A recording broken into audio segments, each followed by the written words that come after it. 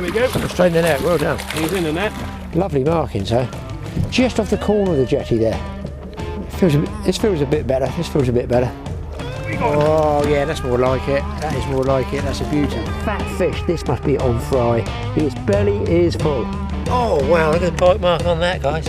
He's got two on at the same time. Welcome to the Totally Awesome Fishing Show. I'm back here at Reservoir, which is one of a big trout water, and obviously it's got big pike, but it's also got, wait for this, some big perch. Now then, last time I came I had a trout. It was beautiful weather flat calm. I've got beautiful weather flat calm now. Totally different type of day though. It's in the autumn, but I've got a big plus here because we've got John Harris, the fisheries manager here, runs the Bristol Water. He's on chew every day. He's seeing what's coming out. He hears from the anglers. He's watching everything, and he's going to tell us and give us some tips here. And this is the most important part. The tips are the important part. That's what gets you the fish. Well, just sitting here in front of the lodge here, just watching the other anglers go out, and a few catch perch there as well. And I thought it was a tackle seat, but John's tackle bag is something else. Just check this out. There's more lines than I've probably seen in a lifetime there, John, you know? Well, it's always handy to have a selection of lines when you're fishing a big water like this. The fish could be at any depth. You've got anything from sort of floating lines to sink tips, 3-foot tips, slow intermediates, hover lines, what we call slime lines, or sort of a fast or slow intermediate. A slime line is what? Just to give you guys a rough idea.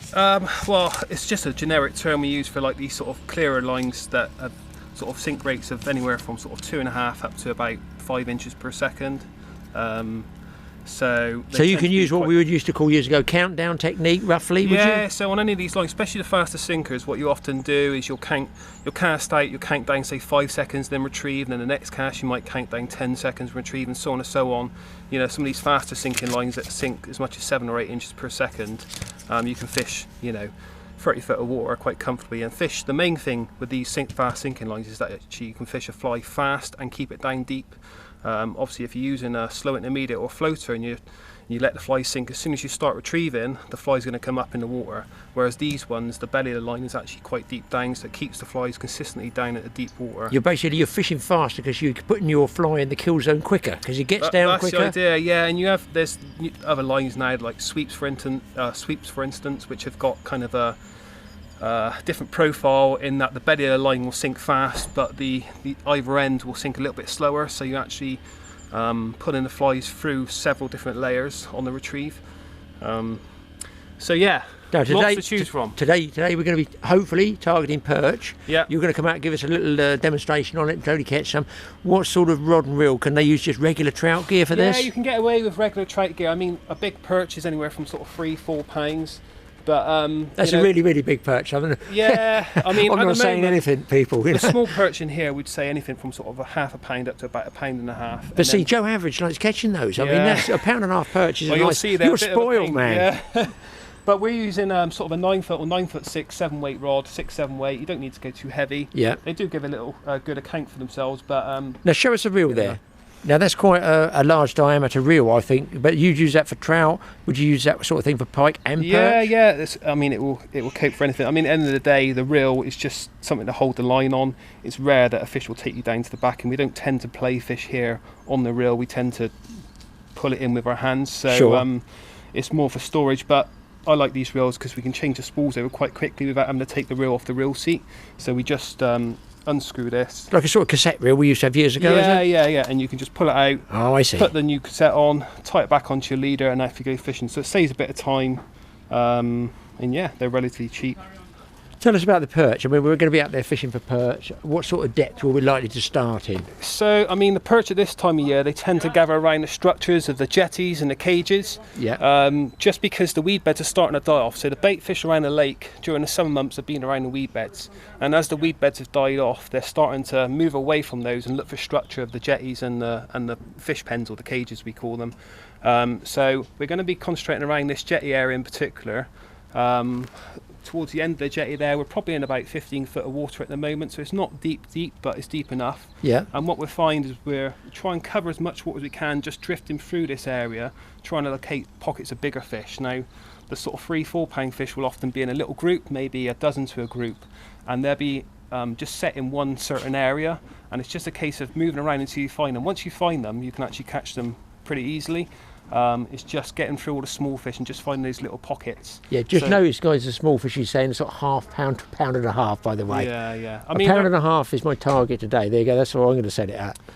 Some years, I mean, the fly levels around this jetty area in particular are just phenomenal. You've got, it's black with fly all the way through here, and it's mainly roach and rudd and small perch as well.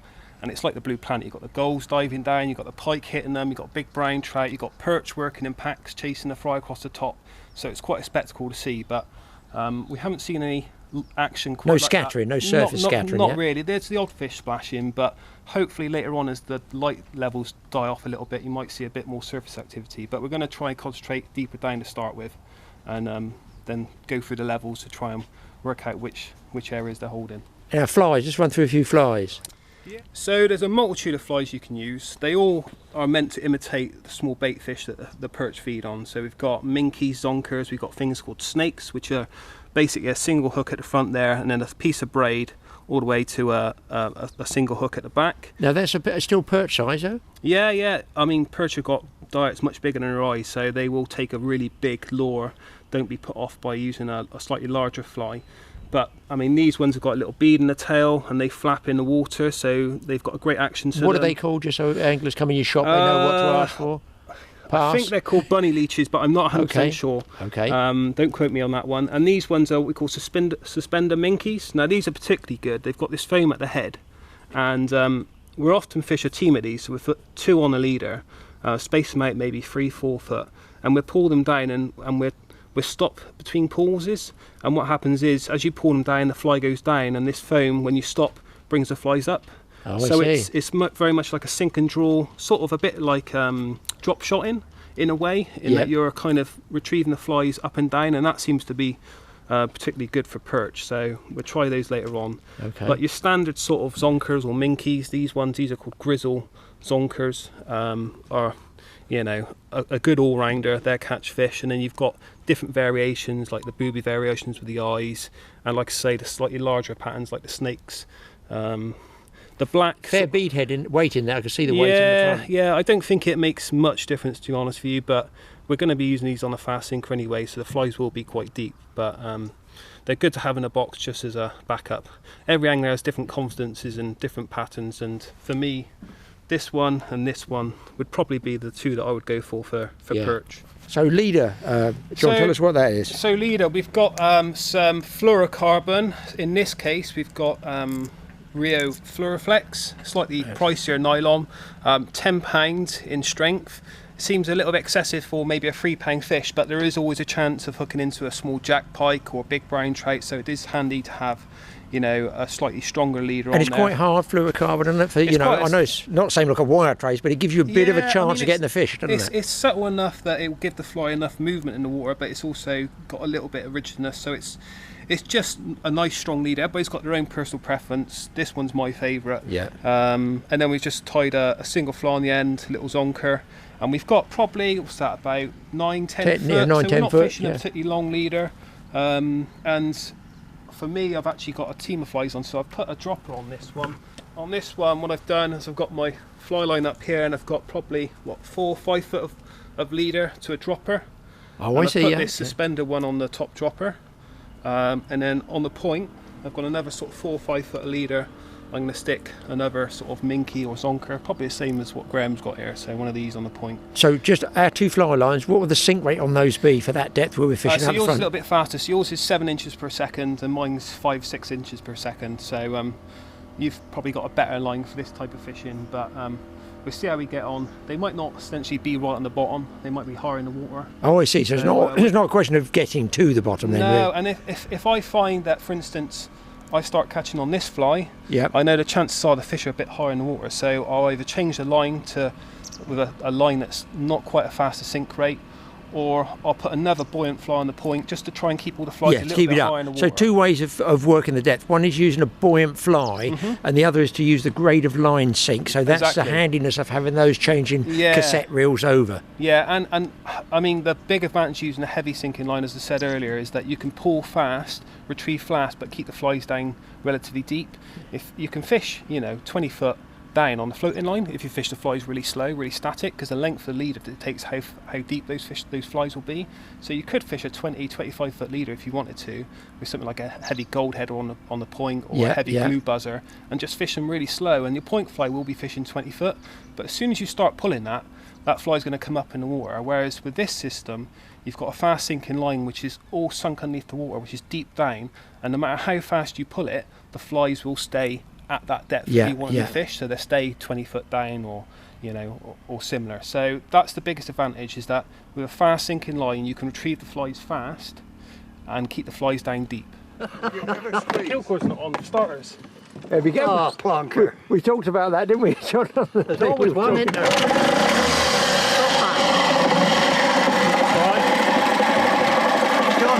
On your rod. Yeah, on that railing, he'll back off and put it in the water. Out of gear. It's come out of gear. It's bumped out. You got it. Again, it's going, isn't it? Collision!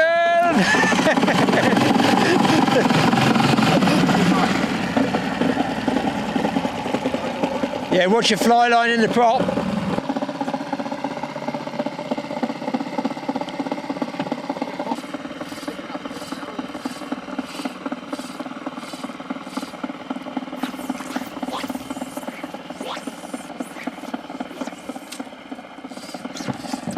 Okay, so what we're going to do is I've got a team of flies on here. I've got 2 fry imitations. I'm going to cast it out, not a big cast, just enough that we've got a length of line out to retrieve properly. You can see the dropper just about on top of the water there, just floating at the moment, and occasionally fish will take that on top of the water. It's often worth giving it a couple pulls just to start with, just to make a bit of disturbance on the top of the water. It could attract them, just that It movement. could well attract them, yeah. So we're just in case there's anything higher in the water, and then what we're doing is keeping the rod tip down nice and slowly, and we're just figure eighting it down, just in case something takes on a drop, which again, quite often they will do. And we're figure eighting it down until we get the right sort of depth. Now generally, throughout the day, I'll be concentrating on trying different depths, so I might count down, say 10 seconds now, and then 15 on the next cast, and 20 on the next cast, just trying to work out what depth the fish are at. So this sort of depth you're in at the moment, what, 6, 7 feet close in? Yeah, I'm not fishing, I'm fishing probably about 7 foot of water at the moment. So once it's near the bottom, now I'm just going to slowly retrieve, keeping the rod tip down, just long, slow pulls to start with. We don't know what sort of activity these fish are in at the moment, so they might be up for chasing it, they might be up for long, slow pulls, they might be just a bit lethargic, and a slow retrieve might work. But I'm just trying with steady pulls for the time being. There's the top dropper, making sure I hang the flies, because quite often the fish will chase it up and take it just last minute, but there's nothing on that retrieve, so we'll cast it back out and try again. Now the boat's drifting a bit awkward, so we might have to manoeuvre the boat in a second, and we're just going to try and cover as much water as we can. But again, as you might have noticed then, I give it a couple pulls just to start with, just in case there's anything close to the surface, and I'm figure eighting it down, and then we're going to try slow, long retrieves again, like that, and hopefully, some point sooner or later, we'll get a fish. Hey guys, you can see how close to the jetty we are, and that's where they get underneath, and around there all the fry, and then I guess the predators come in. So, I'm just going to cast this out. So we used to have a staff member that fished for these perch day in, day out, and one of his favourite things to do was to motor around quite quickly, disturbing the fry, and it would push the fry down, and then often he'd cast out as soon as he cut the engine and he'd get a fish. Really? And just by disturbing the fry and pushing them down, it got the fish feeding, and then inevitably he'd chuck out his fly and catch one. So he used to zoom around, suddenly stop, and then cast out and catch a perch pretty much first cast. So that sounds a sort of sea fishing technique almost. Yeah, yeah. So we're just going to try a slightly faster retrieve, because I've let that sink a little bit longer. I had a little bit of a swirl then, I just was watching there's a fish. Oh, perch just followed it up. I don't know if you saw it on the camera. No, I've got my polarising glasses on. But as I was bringing it up, I kept an eye on the top dropper, and I just saw it dink a little bit, and something had a go at it. And then as I was bringing it up, a small perch, about a pound, followed it up. So we'll just try that again. Small perch, about a pound. He's mentioned it again. He's really rubbing it in, people. But I can see what you mean. That's like a float then when it's close. You know that top fly. As an indicator as much as anything else. Obviously, I'll fill the take, but on that instance there, it was just a small fish. So there wasn't much in the way of a tug, but don't be afraid to cast into the margins. Quite often, that's where the bait fish will be as well, in the shallower water. And the bigger fish will be out just slightly deeper, just waiting to ambush them. So never dismiss a cast close in. So it is really almost in a way, it's a bit like sort of sea fishing with bass pushing the fry in the shallows. Really, it's a similar thing. Yeah. Predators. Yeah. Right, John's given us a basic intro there on fishing in this little bay area. So I'm going to get a go with this fly. There's the fly run, just there. And obviously that'll go a lot smaller once it gets wet. More sort of. That's the one to me, looks like a nice sort of fry pattern. I like that bit of sparkle under there as well, but we'll find out. So John, countdown on this, what? 10 seconds shall I start with? Yeah, first? 10 seconds to start with and then go from there really, but I'd say the fish are probably going to be deeper than shallower. Okay. Little one. But still, a fish. Hey, breaks the duck. There you go. He's got another fish here. Let me get a picture of it. I've got two on. He's got two on at the same time. I left my fly hanging under the water, and honestly, look at the fly. A fish has taken it. And lovely markings too, aren't they? Yeah. There's one. Yeah. And here's the other one. Two at a time, folks. Mike will be furious. And mine was just hanging in the water. Look, and I've got a perch there. Lovely, yeah. Well done, Graham. Wow, yeah, there's a lot of skill involved in that one, John, yeah. I think John was just watching my line go over the side of the boat. Yeah, he's a lovely one. Go on. Just flying down the bank there.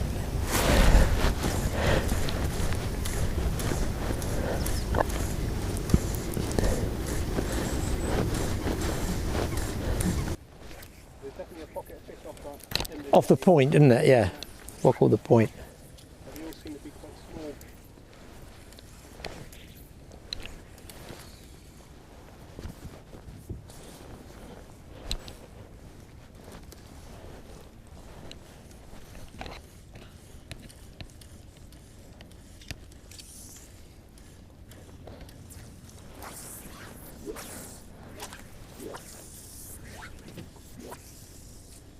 Have you had them like that and whoosh, a pike took it? You must have happened. I've never seen that myself, but I hear of people that have had that happen.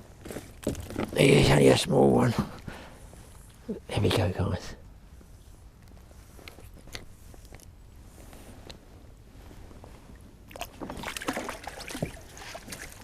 That's a netter, this one. Only a little bit bigger. Yeah, I can come over with the camera.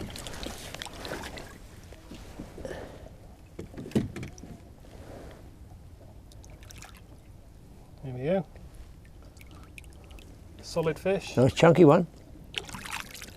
So it's not just perch that you'll pick up using this method. You'll pick up trout, you'll pick up Yeah, it's covering a lot of ground, that one. pike and all sorts. But got quite a lively rainbow trout on here by the looks of it. Not the biggest I've fish still in the got lake, my line down there. but one of the biggest advantages of fishing these big flies is that you will occasionally pick up something like a really big brown trout because they are quite predatory.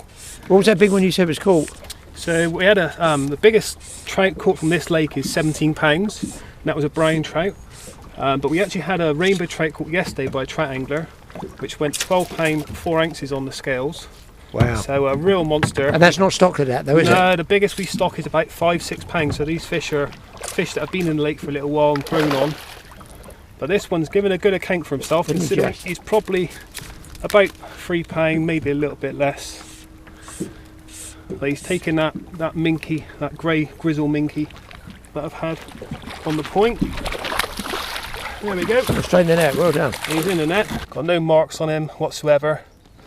And a very strong fish. The fly's just popped out.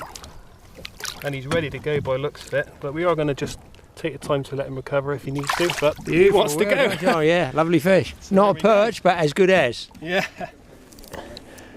Well, I got a very slow take then. In fact, I wasn't even sure it was a fish, boys. Probably about the same size. I guess it might be a tad bigger. No, same size. No, he's a little bit bigger. Lovely markings, though. Just off the corner of the jetty there. Yeah, that was a... I think, to be honest, I've had a few bumps. Oh, he's fallen off the hook there. But that is a lovely looking perch there, look. Lovely colours. Get him straight back. There he goes. This feels a bit better. This feels a bit better.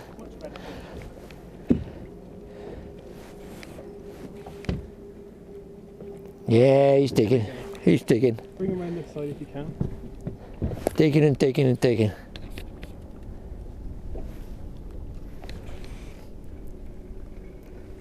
Yeah, he's pound. He'd be a pound, I suppose. Yeah. Not quite. Is he a monster? No, no, it's a bit. Here too, yeah. Lovely, lovely jubbly. All you need is a fly rod, people. Get a fat fish. This must be on fry. His belly is full. Look at that one. Notice the man drop the net in the water. It's a specialist way to do it. It's totally awesome. Has to do something weird all day. So what we're going to do, Graham, is we're going to stick the drogue out. Now a drogue is in essence an underwater parachute. So it's attached to the boat either end by ropes. I've wrapped this one around the boat seat up this end and the same down there. And what we do is we chuck it out the back of the boat, and the principle behind it is that it will fill with water, and as we're drifting it will actually slow the drift of the boat down, so we'll be able to fish more effectively rather than drifting too fast and not being able to keep in contact with the flies. We've got quite long ropes on this one, so it takes a little bit of time, but as you can see now the ropes are getting tauter and tauter as the boat's drifting, and now the drogue will start to open up. This left hand rope will start to move out to the left, and this will spread the drogue now, and it should fill with water if I can get that air out of it. That's we've got a bubble of air, hasn't he? So John's actually steamed up again, and I'm doing this is going into the wind, and it's self-collapsing there, you can see it. So you don't have to bring the whole thing into the boat. You can go and reset your drift. Obviously just be aware it doesn't go around the props, and then it resets itself. We're going around in a big arc now. So when we get into neutral and then the boat engine is off, that's already in position, set up there, ropes are tight, and that should slow our drift down a hell of a lot.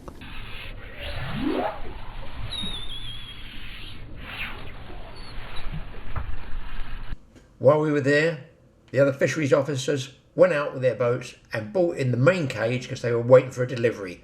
They take it into shore, they push it right up on the concrete, just pushing it with the boats, and wait for the delivery of fresh trout to come.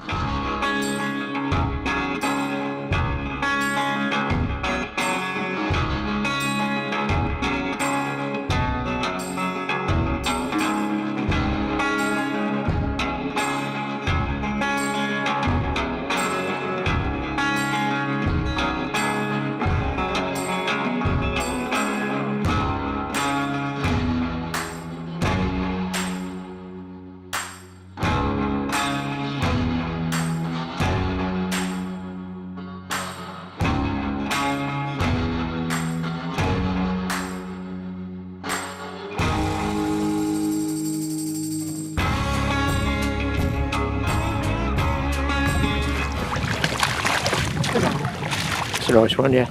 You want to see a big pipe mark on him? Oh wow, look at the pipe mark on that, guys. Both sides. Yeah. That's one lucky trout. That's a lucky trout. It's not what you want to see as a fishery owner, is it? Well, it happens. That was a But big mark. as you can see, he's feeding and he's fighting fit, so Yeah. you know, we'll give him the benefit of doubt and he'll go back and probably grow on a lot bigger, so it's obviously not hampering him. Hey, he wouldn't trick the fly otherwise, would he? No.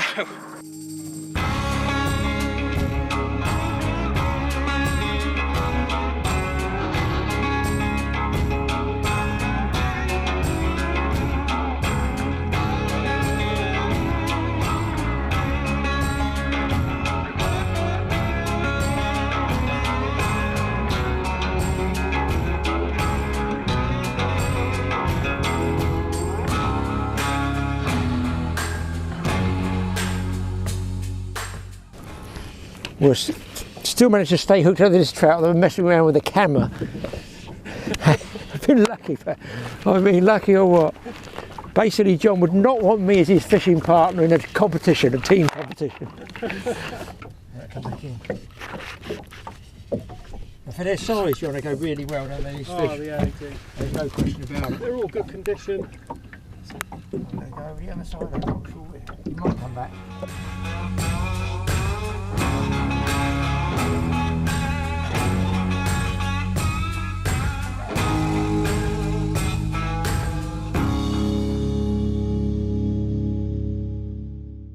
So if you wonder what we're doing out here, we come over on an island because John had a hunch trout might be on the take, and he had a huge perch boil up. I mean, a really big, I thought it was a pike swell, you know, when you see that boil of water over there on the other side of the lake by the jetties. So we figured rest it, and then we're going to go back to it. But we're going to have a go for trout first. He actually hooked two at once, can you believe it? One came off, got the other one, and in this area I just had that one, so it was a good, he's seen another one. It was a good shout, it was a good shout. So we're going to be fishing away here. You never know, we might get something big, 3, maybe even 4 pounds. Oh, was that one, John? I think you had another take there, did you? No, I saw a fish move, so I've just covered it, and hopefully I'll get it now. So they've got no trouble taking a fast retrieve then? No, we're in quite shallow water here, so I'm purposely trying to fish the flies quite fast just to keep them high in the water so they don't hit the bottom. And I've seen a couple fish move, so it indicates that they are feeding quite high in the water. So we're just gonna cast out a few figure of 8s down and then just quite fast pulls. I'm using a set of lures here called blobs, so they're very obvious, big bright orange things, and hopefully if they go across the nose of the fish here, decide to chase it and grab it. But we've had a few pulls and a few follows, so we'll wait and see. So a bit of activity in this area. Yeah. So Chew is fantastic water. It's got plenty of big fish of all species. We've had pike to 44 pounds, 6 ounces. We've had perch to over 5 pounds. We've had trout to 17 pounds. Everything that lives in these lakes grows big. Very fertile, lots of weed beds, lots of structure, lots of food. We have anglers that target the perch. That just last week we had an angler had 100 perch to the boat, well just over 100 perch to the boat, with 12 being over 3 pound, and the biggest 4-6. So some fantastic perch fishing. That was on the fly. We've had anglers that have had braces of 30-pound fish, pike in the past. We had a chap only a couple of weeks back on the first day of our October trials that had a 31 and 32-pound pike in the same day. So the quality of the fishing is fantastic. Depending on your angling discipline, there's something here for everybody. So the pike fishing fluctuates each year, but to give you some examples of how good the fishing can be at times, we've actually had in 2016 126 fish over 30 pound recorded in that one season. So that was from 2 weeks of fishing in February, the October trials, and the back end fishing in November. So compared to other waters, this lake here holds some fantastic fish and makes lots of special memories for our visiting anglers. So we always aim to stock around 40,000 trout into Chew Valley each year. A mixture of rainbows and browns, predominantly rainbows, with about 4,000 browns being stocked. We try and spread fish as much as we can, although inevitably fish will go where they want to go, where they're comfortable, where the food items are. We stock from fish pens, which we've got out in front of the lodge. We just drop the net and the fish swim out and spread quite readily. We also stock from the shore in different locations, again just to try and encourage fish into areas that might not be holding big quantities of fish at that time.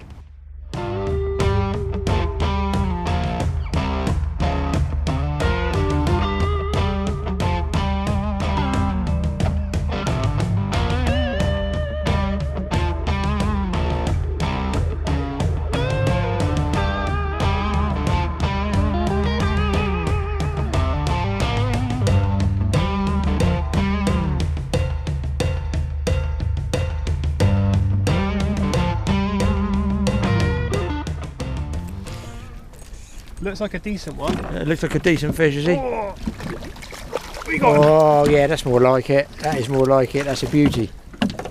There you go. Look at that Beautiful one, boys. perch. Probably Good, it's around me. the 3 pound mark. Oh, the fly's just popped out his It mouth. fell out. Good, good, good. Little black one. Oh, put his fin up as well there. Look at that, John. That's a beauty. Look at that fish. And what fly was that one on? A little black and green, I think they're called bunny leeches. Got a little bead in its tail. But that's where you come to chew for, right in the 3 pound mark. Maybe a little bit under, but beautiful fish. Beautiful. How you got his fin to stay up like that? Is it super glued up? That is a cracker. He's posing for us, so we'll get this one back in the water. Yeah. Whilst he's in the net, he's just coughed up this. Oh wow, what's Obviously that? That's a perch, I would have thought, with another perch with the orange tail. Little red tail on the back there. So that's why we use big flies, but lovely, lovely fish. And we'll just That is a beauty. There we go. That's made the trip. That's made the trip. Well, we can get the camera on in time, boys, but check this one out. Look, got to get the other camera. That is a chunk. Well, people, that's an animal perch again. Yeah, I'll put his fin up as well because it's a big one. Look at the size of this. Fat he is. And an absolute chunk of a perch. He's definitely over 3, that one. Oh, I think easy over. That is a real lump. Brilliant, well done, John, getting back. Just let him recover a second. He's fine. And pretty fresh, I suppose the water's getting cooler now. Yeah, lovely and cool. It's about sort of 15, 16 degrees, but Go on. look at that. No harm done there.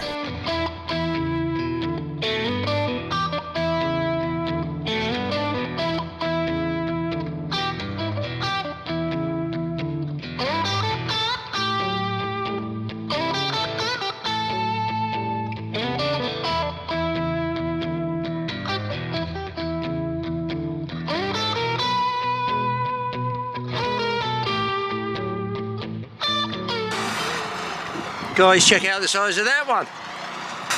That is an animal. And that took in the, what, the first few pulls of Yeah, the first few retrieves wasn't quite as deep, that fish. But That's a a lovely beautiful one. fish. That's He's recovered. got it, perfect. Well, good.